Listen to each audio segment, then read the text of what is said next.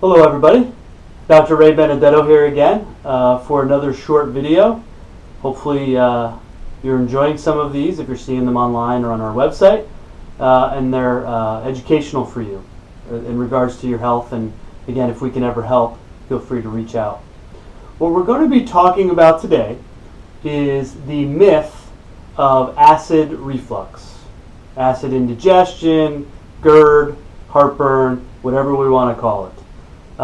Yes, I said myth. I'm going to go over some things today that are going to dispel probably some of your thoughts about what causes heartburn or acid reflux. More importantly, what you can do to fix it. Okay, I know this is going to be an interesting topic for many of you who are watching this, because many of you are probably taking medications for this. This is a very large problem in our country, and the medications that are given for these are quite numerous. There's a lot of prescriptions written for these medications every year.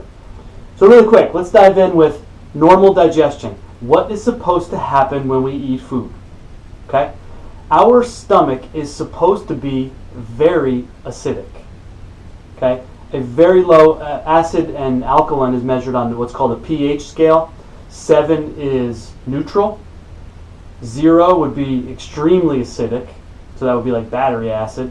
And 14, so we go from 0 to 14, 7's right in the middle, that's neutral. Very acidic is 0, very alkaline is 14, that would be like baking soda. So our stomach needs to be at a pH of about 2.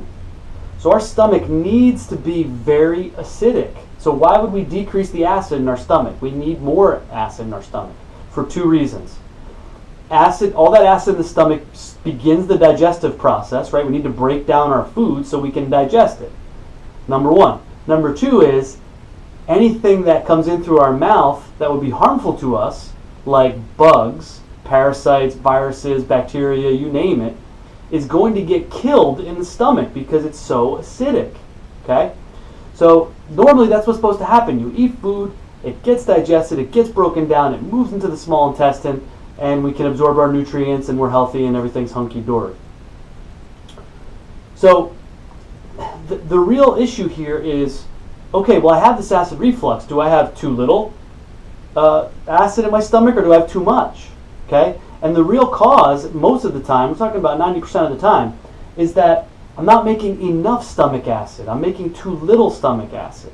And you think to yourself, well, how can that be? Like, it feels like too much stomach acid, and all these TV commercials are telling me that I need to take, Tums and Zantac and prescription stuff.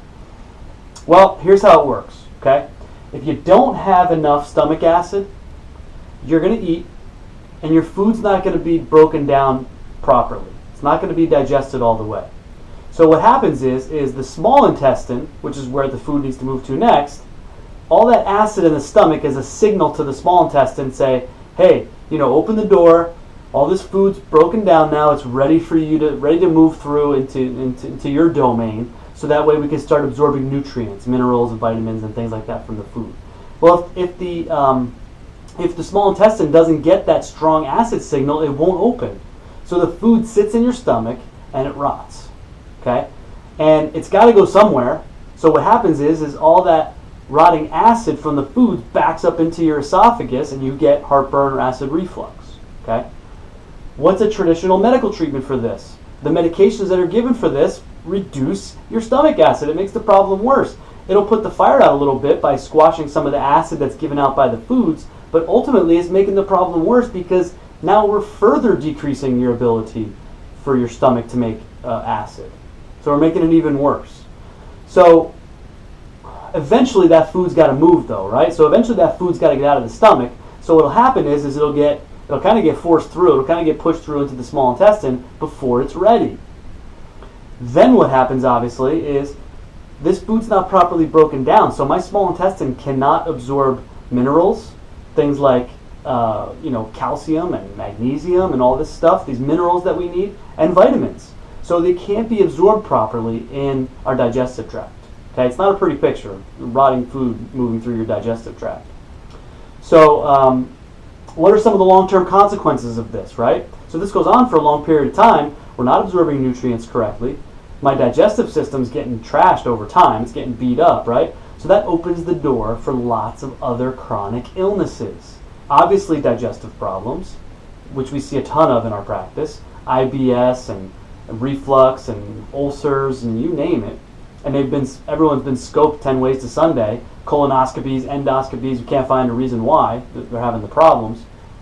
So we end up with digestive problems, obviously, but it can set us up for a whole host of other chronic illnesses, neurological problems, autoimmune disease. Obviously, we're going to get nutrient mineral deficiencies, so it's a slippery slope that has to get fixed. So what are some of the natural solutions that can be provided? It's really not all that difficult. It's not rocket science, as I like to say. It's fixing people's diets. I mean, it starts there. If you're going to eat garbage, then it's going to chew up your digestive tract. I mean, that's kind of self-explanatory, right? That's common sense. But on top of that, obviously dietary changes are needed, but then we got to fix the gut. We got to fix the digestive system. We need targeted supplements or nutritional protocols to heal up the lining of the digestive tract, and to get us making proper acid again.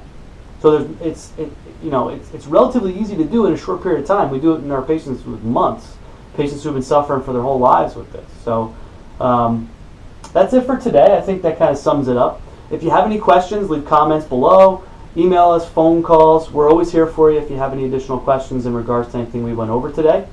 And we'll see you on the next video. Have a great day.